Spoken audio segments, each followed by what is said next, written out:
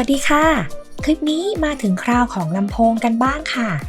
สิ่งที่ควรรู้ของการต่อเสียงออกลำโพงที่จะมาพูดถึงนะคะก็มาขยายความเพิ่มเติมจากคลิปคาลิมบ้าภาษามือใหม่การเพิ่มและอัดเสียงตอนที่1ค่ะถ้ายังจำรูปนี้กันได้นะคะแชลจะไม่ได้ลงรายละเอียดมากเพราะว่าถ้าคุยกันเรื่องลำโพงจริงๆเนี่ยคลิปนั้นเนี่ยจะยาวกว่าที่ยาวอยู่แล้วมากๆเลยค่ะมาเริ่มกันกับสิ่งที่ควรรู้อย่างแรกก่อนเลยนะคะก็คือคาลิมบ้าของคุณมีพิกอัพแบบไหนเป็นแบบ Passive หรือว่า Active Pickup ง่ายๆเลยก็คือตัวพิกอัพนั้นมีวงจรขยายสัญญาณหรือเปล่า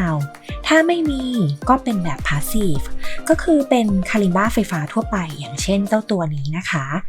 แล้วก็ Acoustic คาลิมบ้านะคะอย่างเช่นตัวนี้ที่เอาพิกอัพมาติดนะคะแต่ถ้ามีระบบแอมมาเลยก็จะเป็น Active นะคะซึ่งในตอนนี้เนี่ยก็จะมีเจ้า D1 นะคะเป็นเพียงตัวเดียวในท้องตลาดตอนนี้นะคะที่เป็น Active Pickup นะคะทำไมเราต้องรู้ว่าเป็นแบบไหนก็เพราะว่ามันมีความจำเป็นในการเลือกลำโพงให้เหมาะสมกับคาลิมบ้าของคุณค่ะนั่นก็คือสิ่งที่ควรรู้นะคะอันดับ2ลำโพงที่คุณมีเป็น Passive หรือว่า Active Speaker มาอีกแล้ว Passive Active อะไรกันเนี่ยก็เหมือนกับคาลิมบ้าเลยค่ะเอาแบบอธิบายแบบคร่าวๆง่ายๆเลยก็คือมันมีแอมป์มาในลำโพงหรือเปล่าถ้าไม่มีก็เป็น Passive ถ้ามีก็เป็น Active ค่ะหรืออาจจะเรียกว่าเป็น Power Speaker ก็ได้นะคะแล้วลำโพง Bluetooth ล่ะอันนี้ก็เป็นอีกสิ่งหนึ่งที่หลายคนสับสนค่ะ Bluetooth เนี่ยไม่เกี่ยวกับ Passive หรือว่า Active Speaker เลยนะคะมันเป็นเพียงระบบส่งสัญญาณแบบเอาง่ายๆว่าเป็นระบบส่งสัญญาณแบบไร้สายเท่านั้นเองค่ะและสิ่งที่ควรรู้อีกอย่างหนึ่งก็คือพวกอุปกรณ์คอนเนคเตอร์ต่างๆไม่ว่าจะเป็นของตัวคาลิมบ้าของพิกอัพหรือว่าของลำโพงที่คุณมีเนี่ยมันเป็นแบบไหนมันจะต้องใช้อะแดปเตอร์อะไรมาแปลงหรือเปล่านะคะถ้าคุณรู้คำตอบทั้ง4ข้อที่ได้พูดถึงไปแล้วนะคะคราวนี้คุณก็สามารถเลือกใช้แล้วก็พลิกแพลงได้อย่างสนุกเลยค่ะเพราะว่าเรื่องของลำโพงเนี่ยเป็นโลกใบใหญ่อีกใบหนึ่งเลยจะไม่เห็นภาพการต่อของแอมป์กีตาร์นะคะเพราะว่าแชลจะไม่มีตัวแอมป์กีตาร์แต่ว่ามันก็เป็นอะไรที่ง่ายแล้วก็ตรงไปตรงมาที่สุดนะคะก็คือเสียบปลั๊ก6.35 มิลลิเมตรเข้าช่อง Input ที่ตัวแอมป์ได้เลยนะคะก็ตรงไปตรงมาค่ะทีนี้เนี่ยแชลจะยกตัวอย่างกับลำโพง3ตัวแล้วกันนะคะเป็นลำโพง Bluetooth หมดเลยนะคะก็จะมีตัวเล็กนะคะสีส้มนะคะแล้วก็ตัวเล็กใหญ่ขึ้นมาหน่อยเป็นสีขาวแล้วก็ตัวใหญ่สุดก็จะเป็นสีดำนะคะเดี๋ยวเริ่มกับ Active Pickup กันก่อนเลยก็คือเดี๋ยวมาลองกับตัว D1 นะคะซึ่งตัว D1 เนี่ยเขาจะมีสาย aux ขนาด 3.5 มิลลิเมตรมาให้กับเครื่องตอนซื้ออยู่แล้วก็คือเป็นแบบนี้นะคะโอเคเนาะก็เสียบที่เครื่องได้เลยนะคะ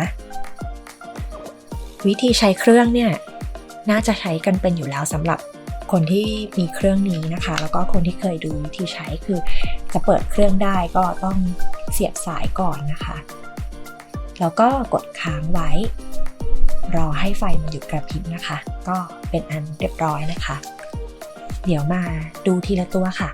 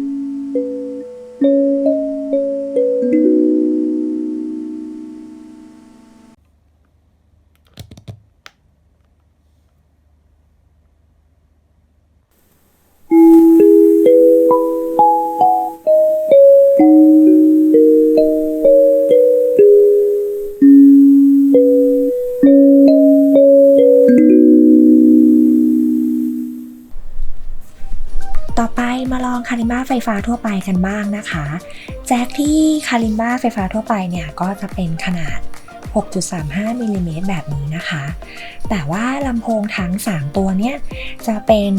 ช่องให้เสียบเป็น aux 3.5 มิลลิเมตรนะคะซึ่งก็จะต้องมีหัวแปลงก็จะสามารถทำได้หลายวิธีนะคะก็ยกตัวอย่างวิธีแรกเนี่ยอาจจะใช้สาย aux 3.5 มิลลิเมตรที่ใช้กับ D1 เมื่อกี้นี้นะคะแล้วก็ใช้หัวแปลงตรงเครื่องคาลิมบ้านะคะเสียบเข้าไปซึ่งหัวที่ใช้ต้องเป็นหัวแบบนี้นะคะ 6.35 แต่ว่าเป็นโมโนนะคะหรือเป็น TS นะคะจะใช้หัว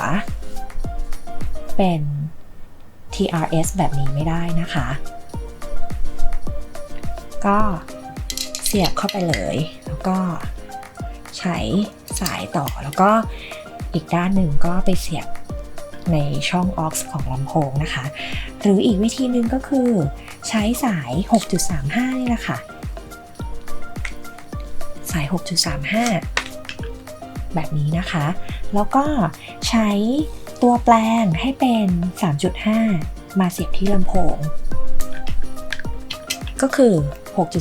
6.35 เสียบที่คาลิมบ้าแล้วก็สายอีกข้างหนึ่งที่เราจะไปเสียบที่ลำโพงก็ใช้อะแดปเตอร์มาต่อนะคะแปลงจาก 6.35 เป็น 3.5 แค่นี้เองแล้วก็เอาด้านนี้ไปเสียบที่ลำโพงได้เลยนะคะทีนี้เนี่ยอย่างเช่นกรณีของเจ้าลำโพงตัวนี้นะคะคือถ้าเป็นอันนี้เสียบในตัวสีดำได้เลยหรือว่าตัวสีขาวเนี่ยเสียบได้เลยแต่ว่าถ้าเป็นตัวสีส้มเนี่ยด้วยความที่รุ่นนี้เนี่ยมันกันน้ำได้เขาก็จะทำจุกยางดีไซน์เขาอะปิดเพื่อไม่ให้น้ำเข้าใช่ไหมคะทีนี้เนี่ยถ้าเสียบลงไปเนี่ยขามันจะไม่ถึงนะคะมันก็ต้องใช้เป็นสายเป็นแบบกรณีแรกนะคะก็คือใช้สายออกเสียบนะคะแล้วก็ใช้วิธีเอาอะแดปเตอร์มาแปลงตรงหัวคาลิมบ้าแทนนะคะเดี๋ยวมาลองฟังเสียงจากลำโพงทั้ง3ตัวนี้ดูกับตัวคาลิมบ้าไฟฟ้าทั่วไปนะคะว่าจะออกมาเป็นยังไงค่ะ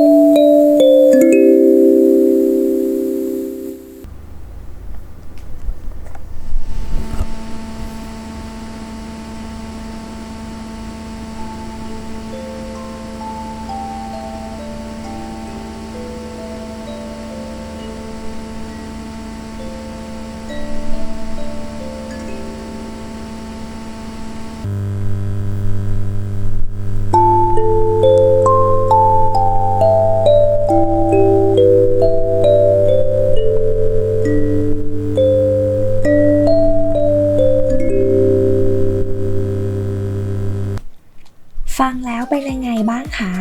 ตัวลำโพงสีขาวเนี่ยจะไม่มีเสียงออกมานะคะ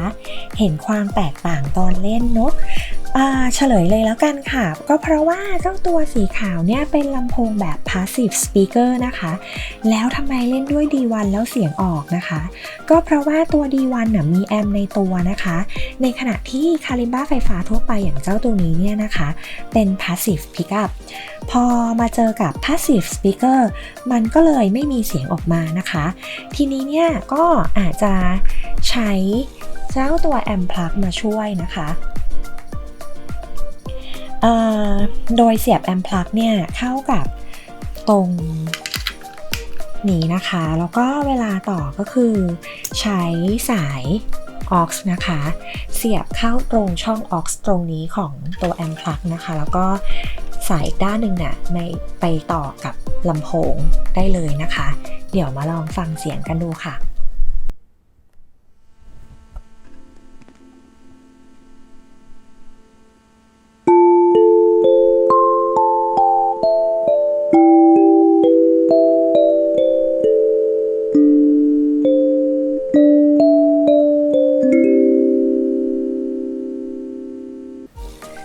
Acoustic Kalimba นะคะก็คล้ายกับกรณีของ Kalimba ไฟฟ้าทั่วไปเลยค่ะเพียงแต่ให้ดูตรงพิกอัพที่ใช้นะคะว่า